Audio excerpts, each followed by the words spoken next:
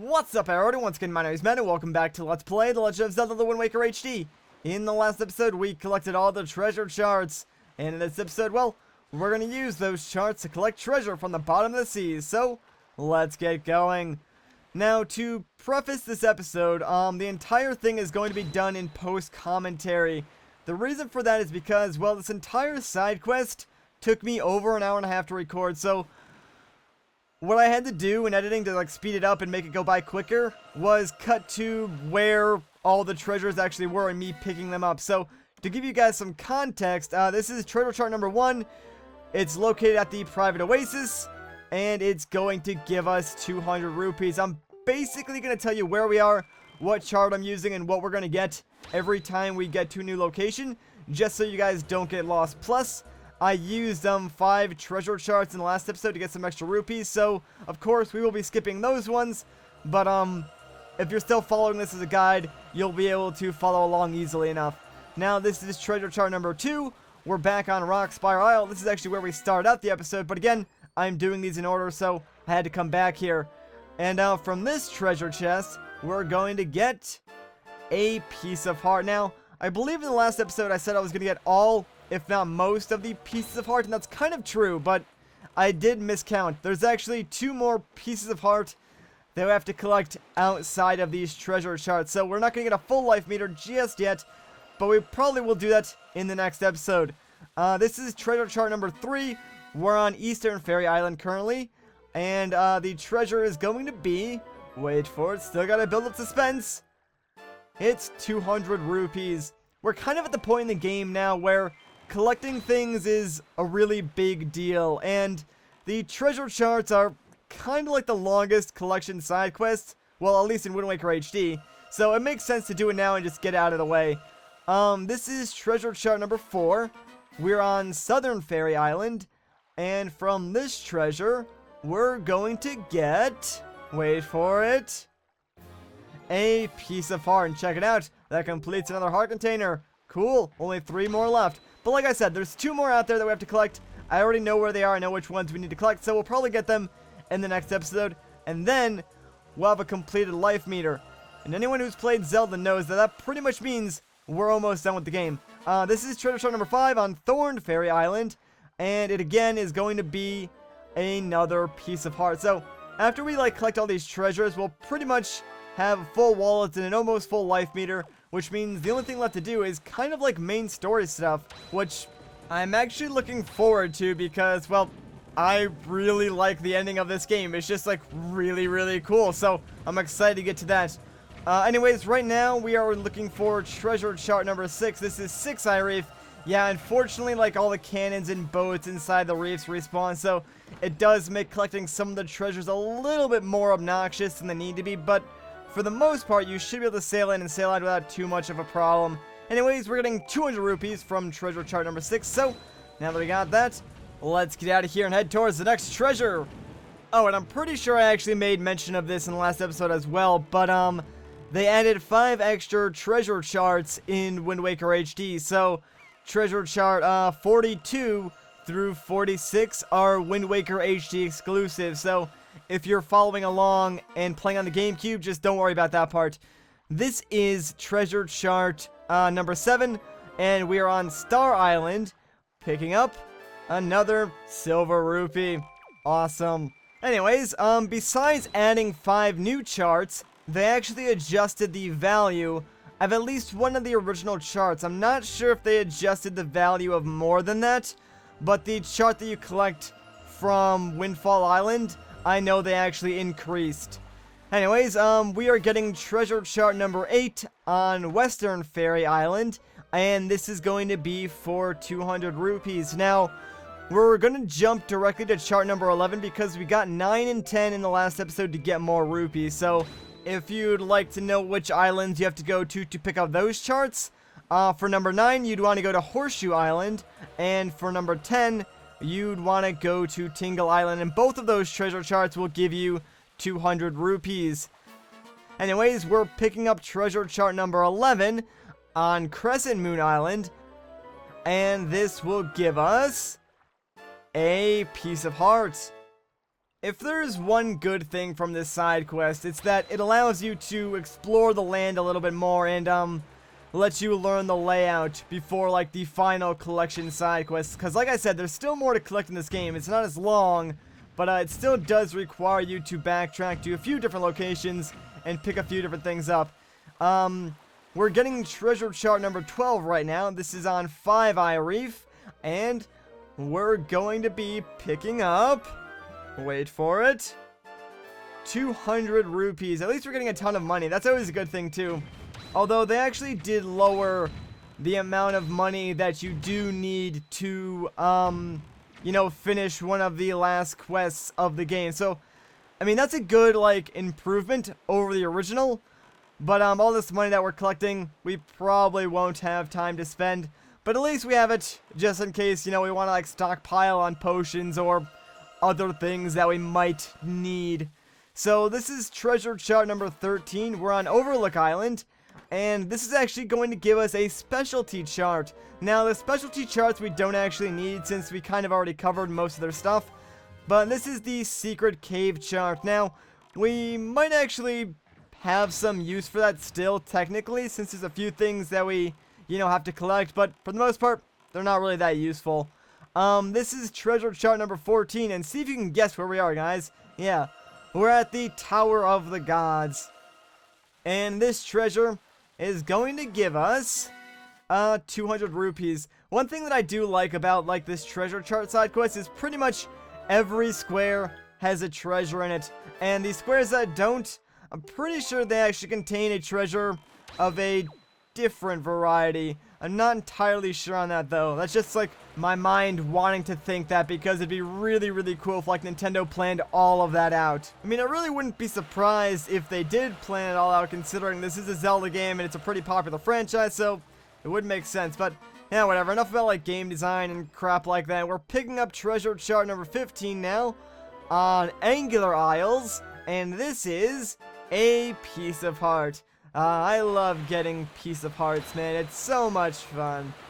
But we're getting out of here now. So, we're going to get treasure chart number 16 now. This is on Shark Island, and it's going to be worth 200 rupees. Now, Shark Island is one of the few islands that we've visited a few times, but haven't actually, like, landed on or explored it.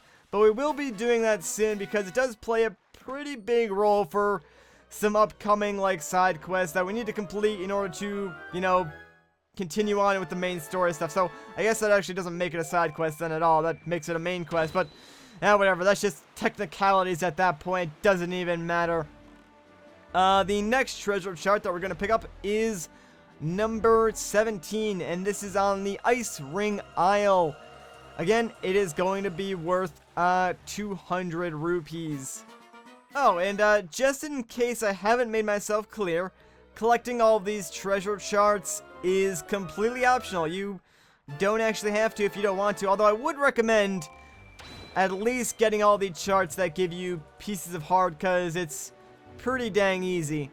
Anyways, guys, it's time to pick up treasure chart number 18, the one on Windfall Island. Oddly enough, you actually get this treasure chart from the auction house here on Windfall Island, so that's kind of funny. But this is one that they actually changed in Wind Waker HD. So on the original GameCube version of Wind Waker, this treasure chart would give you a green rupee. Yeah, so they adjusted it a little bit on Wind Waker HD, for the better at least, to give you a purple rupee. Alright, now you guys know where we are. Like, how could we forget this place? And this is the flight control platform, and we're going to be picking up treasure chart number 19. This is going to give us yet another specialty chart.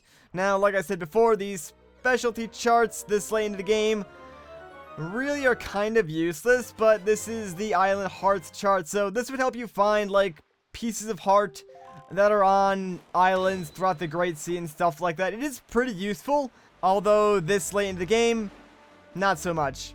Anyway, here we are on Bomb Island, and we're picking up treasure chart number 20, and this one's kind of important because after we collect it, well, guess what's gonna happen? Since it's a piece of heart, it completes another heart container. Yeah, Only 2 more to go. I'm pretty excited. We've got all but like 1 item collected too. Well, technically 2, I guess. Although one's more of an upgrade to an item we already have. But we'll worry about that later. There's actually 1 more side quest that we need to do to actually pick up a specialty item. This is treasure chart number 21. We are on Cyclops Reef. And this is going to give us the light ring chart. So it's another specialty chart. This one basically shows you when there's a full moon, it'll show you like the light on the sea. That'll give you like those treasure pools worth like 50 rupees. So I don't know, it could be kind of useful, I guess. This is treasure chart number 22. We are on Spectacle Island. That is just west of Windfall. And this treasure is going to give us, wait for it, 200 rupees. You know, it's kind of funny because, like, all this episode is going to be is, like, Link opening a chest over and over and over again. If you really think about it, it's funny that you can, like, get 20 minutes of that same cutscene in, like, one side quest. Like, that's kind of funny. Alright, so this is, treasure chart number 23. This is Diamond Steppe Island, and we're getting a piece of heart. I feel like I'm like announcing a clue winner, like it was Professor Plum in the ballroom with the candlestick. I feel like that's what I'm doing right now, but it's just like treasure charts, an island, and the reward. So it's not nearly as like, I don't know, murderous. This is treasure chart number 24. We are on Northern Fairy Island, and again, we're gonna be picking up 200 rupees. And I feel like I should mention that at this point, we are now over halfway done collecting all the treasure charts because there's 46 charts in total. Actually, we've been over halfway done for a few charts actually because I just remembered we collected the 5 charts in the last episode. But yeah, whatever. We're on the back end of things now, guys. It won't be too much longer before we're done. We've only got like 20 some odd charts left. Speaking of which, this is treasure chart number 25. We're at the Forsaken Fortress. Ooh, spooky. And it's giving us 200 rupees. Needless to say, if you're doing this quest without the Swift Sail, you're absolutely crazy because even with the Battle of the Gales and the Swift Sail, this still takes forever. So I can only imagine how long it'd take with the normal sail. But anyways, we are getting treasure chart number 26. We're on Northern Triangle Island, and we're going to be picking up another specialty chart. This is the Octo Chart. This tells you where all the big octos are. Yeah, we kind of killed them all a very, very long time ago, so kind of useless. We're skipping treasure chart number 27 because we picked that up in the last episode. That was on the Starbell Archipelago. So now we're getting treasure chart number 28 on Needle Rock Isle, and this will give us another silver rupee. You know, doing all these really long side quests back to back to back has made me realize that Wind Waker would be a very short game if you didn't do any of the side quests, because in the amount of time that it's taken us to do all of this, we could have like beaten the game like twice probably. Anyways, we're on Mother and Child Isle, picking up treasure chart number 29, and it's just another silver rupee. So yeah, like, I honestly would recommend doing some of these side quests in Wind Waker just because it would be such a short game without them, but don't do some of the pointless ones. Like, collecting all these treasure charts is kind of like the most optional thing that you could do in this game, and even the trade side quest is kind of useless because you really don't use the magic armor that often. But this is a Paw Print Isle, treasure chart number 30, and it gives us a piece of heart. And now that we only have a few more charts left, pieces of heart are going to show up a little more frequently than before. So, obviously, we're back at the Forest Haven, if you couldn't tell. We're picking up treasure chart number 31, and wouldn't you know it, it's another piece of heart. So I think there is 3 more pieces of heart to collect from the treasure charts. But now we are on the boating course. We're picking up treasure chart number 32. And this is again going to be another specialty chart. This one is the Sea Hearts chart. So this one actually tells you the location of like where all the pieces of heart are from the treasure chart. So you would use like both the treasure charts and the Sea Hearts chart in combination. Anyways, this is 5-star Isles. We're picking up treasure chart number 33, and this is actually going to be another piece of heart that completes our 19th heart container. Now, unfortunately, we're not going to get all 20 in this episode. Like I said, there's still 2 more that we need to collect outside of the charts, but at least we'll get the ones that we can collect now. Speaking of which, we're on Eastern Triangle Island. We're picking up treasure chart number 34, and this of course is just going to be another silver rupee. Don't you just love money, guys? It's like the most fun thing ever. Alright, so now we're on the Islet of Steel. This is another one of those islands that we haven't actually stopped yet because it plays a very important role in the actual story, but we'll definitely come back here later. For now, let's just pick up treasure chart 35 and get ourselves another silver rupee. Alright, so now we're at Bird's Peak Rock. We're gonna pick up treasure chart number 36, I believe. And this is going to give us another 200 rupees. Now, we're skipping treasure chart 37 because we picked that up in the last episode. But that one is on Fire Mountain and will give you 200 rupees. Now, we're almost done with all of the original Wind Waker charts. Like I said, they added 5 extra ones to Wind Waker HD. So, if you're following along on the GameCube, I'll let you know when we're done. But this is treasure chart number 38. We are on 3 Eye Reef, and we're actually getting another piece of heart from this treasure chart. Fantastic. Now we're skipping 39 because that one's at Dragon Roost Island, and we picked that up in the last episode. Again, that one would just be 200 rupees. Instead, we're going to pick up treasure chart number 40. This is on Headstone Island, and I bet you can't guess what it's going to be. It's the same reward that we've been getting for like all the other charts. It's another silver rupee. Now we're going to go and pick up treasure chart 41. If you're playing along on the GameCube, this would be the last treasure chart. It is in 4 Eye Reef. It's actually kind of in the back. I know the light was a little hard to see when coming in, but it's like right in between the 2 back pillars. You should be able to find it. Actually, that was the first chart that I had missed. It's a lot easier to pick these up on the Wii U gamepad because it actually shows you both your location on like your normal sea chart, and then you can also view the location of where you are on the treasure chart as well at the same time. So it makes it a lot easier to pick it up. On the GameCube version, you'd have to just like constantly pause and like move a little bit closer to figure out where you were, and it was really, really annoying. But they streamlined this whole process on Wind Waker HD, which is kind of nice, but it still does take a very long time to complete. Anyways, this is treasure chart number 42, the first of the exclusive Wind Waker HD charts. This is on Gale Island, and this prize is going to be not as good as the other ones, but it's still an orange rupee, which is worth 100 rupees.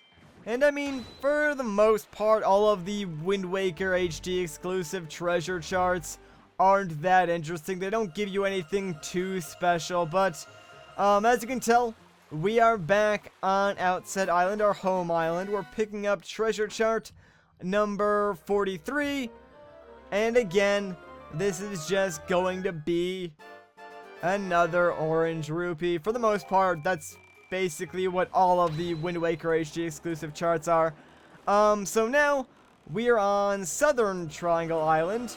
We are going to pick up treasure chart number 44. And hey guys, I bet you can't guess what it's gonna be, can you? It is, wait for it, you'll never guess, another orange rupee. You could have fooled me. And believe it or not, guys, guess what? There's only 2 more treasure charts that we need to collect, so we're almost done. One of which is right here on 7-Star Isles. This is treasure chart number 45, and it's gonna be, guess what? Silver rupee this time. See, I fooled you. You guys thought it was gonna be an orange rupee. Gotcha.